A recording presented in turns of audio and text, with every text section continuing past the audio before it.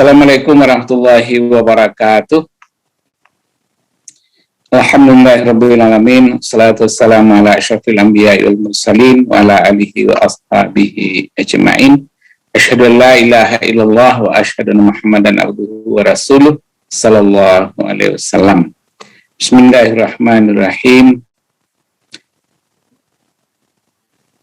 Litastawu ala zuhurihi thumma tadhkuru ni'mata rabbikum idza stawaitum alaihi wa taqulu subhanalladzi sakhkhara lana hadza wa ma kunna lahu muqrinin wa inna ila rabbina lamunqalibun. Shadaqallahul azim. Surat Az-Zukhruf ayat 13 dan 14. Kaum muslimin muslimat di mana saja berada, pertama puji syukur kita kembalikan kepada Allah Subhanahu wa taala karena dengan nikmat kesehatan kita masih bisa hidup dan berpuasa. Mudah-mudahan segala ibadah kita diterima oleh Allah Subhanahu wa taala. Amin amin ya rabbal alamin.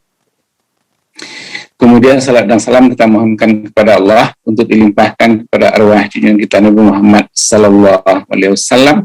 Allahumma salli ala Sayyidina Muhammad. Kaum muslimin di mana saja berada, tadi saya kutipkan surah Az-Zukhruf ayat 13 dan 14.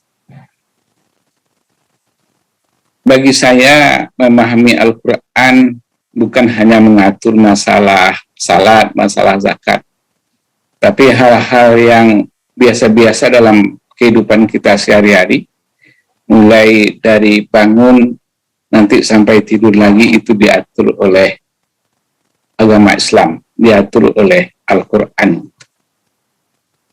Jadi kalau ada kritikan bahwa hanya dibicarakan ibadah saja di masjid, saya kira agak salah juga itu. Karena Al-Quran itu bukan hanya bicara ibadah, salat, zakat, haji, dan lain sebagainya.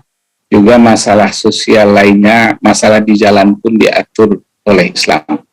Paling tidak ada pedoman etika yang bisa kita pegang.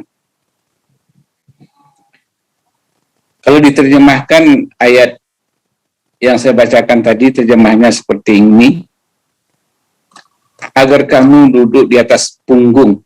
Ayat sebelumnya menjelaskan bahwa binatang yang diciptakan oleh Allah, sampan atau kapal yang diciptakan oleh Allah itu untuk kita. Jadi kalau kita sudah duduk di atasnya, kemudian kamu hendaklah berzikir tentang nikmat Allah. Jadi di atas kendaraan pun kita harus berzikir. Supaya kita ini di atas kendaraan itu menjadi aman. Malahan yang sering itu kita baca menjadi doa, sambungannya adalah subhanalladzi sakhkhara lana hadza wa ma kunna lahu muqrinin. Maha suci Allah yang telah menundukkan semua ini, artinya kendaraan yang kita naiki, kita tunggangi, padahal sebelumnya kendaraan-kendaraan itu tidak mau atau tidak bisa kamu menguasainya. Jadi kalau bayangan zaman dulu itu tentu onta dan kuda. Onta dan kuda itu ya binatang yang kalau kita kendarai itu tidak bisa langsung saja, harus dilatih. Kemudian ayat 14-nya berbunyi, sesungguhnya kami akan kembali kepada Tuhan kami. Itu doa yang kita baca ketika kita menaiki kendaraan. Ini sekarang menjadi penting bagi kita. Kendaraan kita tidak lagi onta, kendaraan kita tidak lagi kuda, tapi kendaraan kita itu adalah kendaraan yang diciptakan oleh manusia sendiri. Ada Honda, ada mobil, dan lain sebagainya. Ada pesawat yang lebih cepat. Al-Quran tidak bercerita tentang motor, mobil, tidak bercerita tentang pesawat, tapi dia cerita tentang binatang yang dikendarai dan kapal yang dikendarai. Tapi saya kira tidak salah kalau kita ambil paham bahwa kendaraan itu sama saja, liar. Umpamanya saya membawa mobil, mobil itu mungkin kekuatannya 1.500 cc atau 2.000 cc, atau mungkin orang-orang yang punya duit lebih tinggi dari itu. Itu kalau menekan gasnya itu dengan kekuatan sekian, larinya itu bisa 250, bisa 300 kilo per jam. Tetapi karena setirnya itu, kaki kita ini masih normal, bisa kita jinakkan kendaraan itu. Jadi yang kita jinakkan sekarang itu bukan lagi onta, bukan lagi kuda, tapi kendaraan. Maka dalam berkendaraan itu, jangan lupa bahwa kita ini diberi oleh Allah Subhanahu wa Ta'ala nikmat lewat kendaraan itu. Maka kita harus bersyukur. Ini menjadi penting bagi kita, karena sekarang itu orang berkendaraan nggak tahu. Kalau Indonesia ini kecelakaan termasuk 4 tertinggi laporan 1 bulan yang berlalu di dunia, kecelakaan tertinggi. Pelanggarannya yang cukup banyak. Padahal kalau kita lihat dalam kehidupan berbangsa dan bernegara, ada undang-undang lalu lintas, ada tata tertib lalu lintas yang harus kita pahami, yang harus kita patuhi supaya kita tidak celaka. Pokoknya kalau tinggal di Padang ini, saya kira hampir semua simpang itu ada traffic light, ada lampu untuk memandu kita. Walaupun kadang-kadang lampunya itu hidup-hidup mati ya. Kalau di bypass ini kadang-kadang hidup-hidup mati juga. Kita bisa tidak dipandu. Tapi ada, saya kira bukan hanya panduan itu, ada rasa. Ada orang yang mau lewat, ada ukuran orang yang mau lewat. Tapi kadang-kadang karena kesombongan itu orang lewat saja.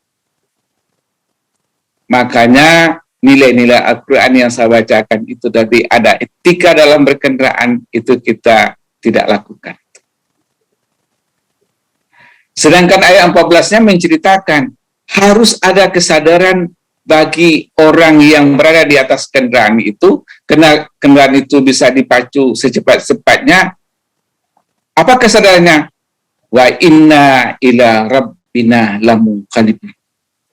Bahwa kami ini akan kembali kepada Allah Subhanahu wa Ta'ala. Jadi kalau kita di atas kendaraan, berkendaraanlah secara santun, jangan sombong, jangan angkuh. Ingat, semuanya itu ditundukkan oleh Allah kepada kita, tetapi semuanya itu nanti akan kembali kepada Allah SWT. Kita akan kembali. Saya kira ini hal yang sangat penting untuk kita terapkan dalam hidup kita sebagai masyarakat Muslim, sebagai umat Islam. Karena hari ini perilaku di jalan, saya khawatir itu menunjukkan perilaku hidup kita secara umum yang tidak beraturan. Mungkin lewat mimbar ini, lewat media ini, kepada seluruh umat Islam atau umat manusia yang mendengar atau yang ikut menikmati acara ini, minta tolong. Al-Quran bercerita bagaimana etika berkendaraan. Jangan lupa, kita boleh berkendaraan secepat-cepatnya, tetapi kita akan kembali kepada Allah Subhanahu wa Ta'ala. Dalam hadis Nabi dikatakan, kalau kita berjalan kaki, itu menegur orang yang duduk.